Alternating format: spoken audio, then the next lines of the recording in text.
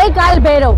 પાલિતાણાની પવિત્ર ભૂમિ પર 52 વર્ષ પછી આંતરરાષ્ટ્રીય વિશ્વવિખ્યાત કથાકાર મોરારી બાપુના સ્વમુખે જ્યારે આપણે રામાયણનું સપ્તાહનું આયોજન કરી રહ્યા છીએ ત્યારે જગતના નકશામાં જે શહેરનું નામ ગુંજે છે તે પાલિતાણા, જેના અણુએ અણુમાં વિજયગીરી બાપુ અને લાલગીરી બાપુનો વાસ છે તેવી આ ધરતી, અને તેથી જ પાલિતાણા માટે કહેવાયું છે કે આ દેશની ધરતી પર અંબર છે અને હૈયું તેનું સમંદર છે। અહીં રચકણ પણ કઈ રંક નથી, કણકણ સર્વત તવંગર છે, જેના અણુએ અણુમાં ભૈરવનાથનો વાસ છે। એવી આ પવિત્ર ભૂમિ પર રેકોર્ડ બ્રેક માણસો જ્યારે કથા શ્રવણ માટે ભેગા થવાના છે ત્યારે આપણે એવું કહી શકીએ કે સંત છે એ સમાજના સુધારક હોય છે। શિક્ષણ અને ધર્મ લોકોને એકબીજાના હૃદય સુધી પહોંચાડે છે, અને હૃદય સુધી પહોંચ્યા સિવાય ખીલી શકાતું નથી, ખુલી શકાતું નથી। હથોડો મારવાથી નહીં ખુલતું તાળું, હથોડો મારવાથી નહીં ખુલતું તાળું ખુલી જાય છે માત્ર અને માત્ર એક નાનકડી ચાવીથી, અને તેનું કારણ માત્ર અને માત્ર એક છે કે ચાવી છે એ તાળાના હૃદય સુધી પહોંચે છે। આજે પાલિતાણાની આ પવિત્ર ભૂમિ પર જ્યારે સંતો મહંતો ગુજરાતભરમાંથી અનેક સંતો મહંતો અને ભાવિક ભક્તો કથાનું શ્રવણપાન કરવા આવવાના છે ત્યારે અમારે પણ પહોંચવું છે તમારા હૃદય સુધી, તમને સૌને આપીને આવકાર મીઠો।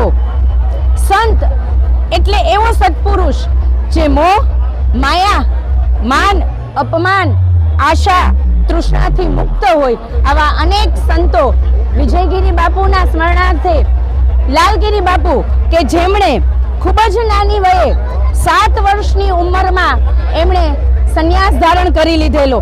4 ધોરણ પાસ એ વ્યક્તિ જ્યારે રચકો જે આવે ને વનસ્પતિ, એના ફૂલો જે છે એની એ ચા બનાવીને પીતા હતા।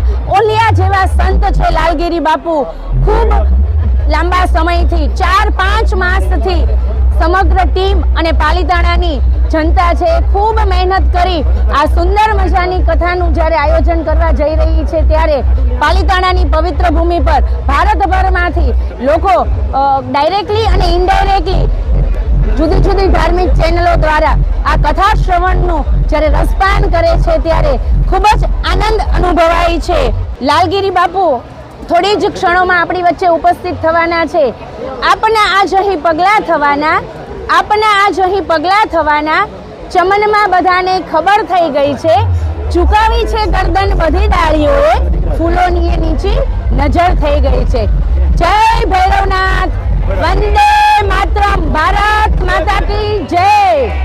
ભવ્ય પોથી યાત્રા કે જેમાં 2 ગજરાજ, 30 બગીઓ, ઊંટગાડીઓ, નાસિક જેવું પ્રખ્યાત બેન્ડ અને અનેક બેન્ડ દ્વારા ભવ્યમાં ભવ્ય પોથી યાત્રાનું આયોજન ભૈરવનાથના પરિસરમાંથી આ પોથી યાત્રા નીકળી અને સગાપરાની ધાર કૈલાસ ટીકરીએ પહોંચવાની છે।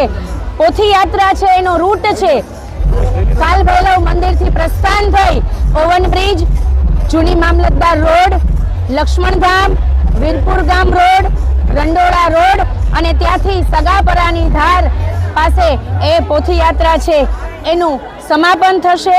સૌ ભાવિક ભક્તો સમગ્ર પાલિતાણા જ્યારે ભક્તિમય વાતાવરણમાં રંગાયેલું છે, ખૂબ જ ઉત્સાહ પાલિતાણામાં નાના નાના બાળથી પાલિતાણાના રામજી મંદિરો, મહાદેવના મંદિરો અત્યારે શણગારવામાં આવ્યા છે। પાલિતાણાની શેરીએ શેરીએ ધજા પતાકા લગાવી હર્ષભેર રીતે આંતરરાષ્ટ્રીય વિશ્વવિખ્યાત કલાકાર જ્યારે મોરારી બાપુ પધારી રહ્યા છે ત્યારે 52 વર્ષ પછી ઇતિહાસમાં ફરીવાર બાપુ અમારા આંગણે પધારી રહ્યા છે ત્યારે અમે સૌ પાલિતાણા વતી એમનું હૃદયપૂર્વક ભાવભર્યું સ્વાગત કરીએ છીએ।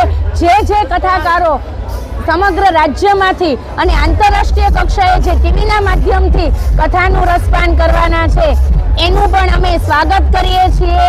જય જય ભૈરવનાથ। મિત્રો, ભવ્ય પોથી યાત્રાની તૈયારી થઈ ચૂકી છે, તમે મારી પાછળ જોઈ શકો છો। થોડી જ વારમાં લાલગીરી બાપુ પધારી રહ્યા છે, તો તેમના હાથે પોથી યાત્રાની શરૂઆત થાય છે, તો વિડીયોમાં બિના રહેજો।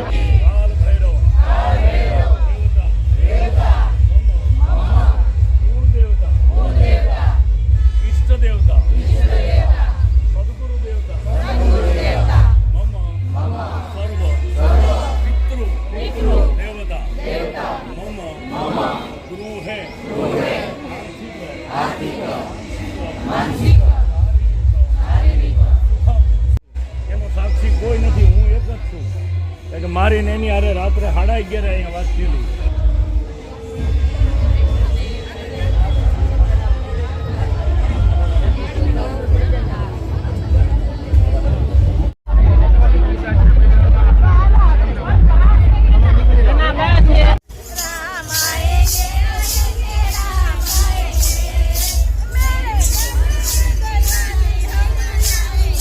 ક્યાં છે હર્ષરાજ?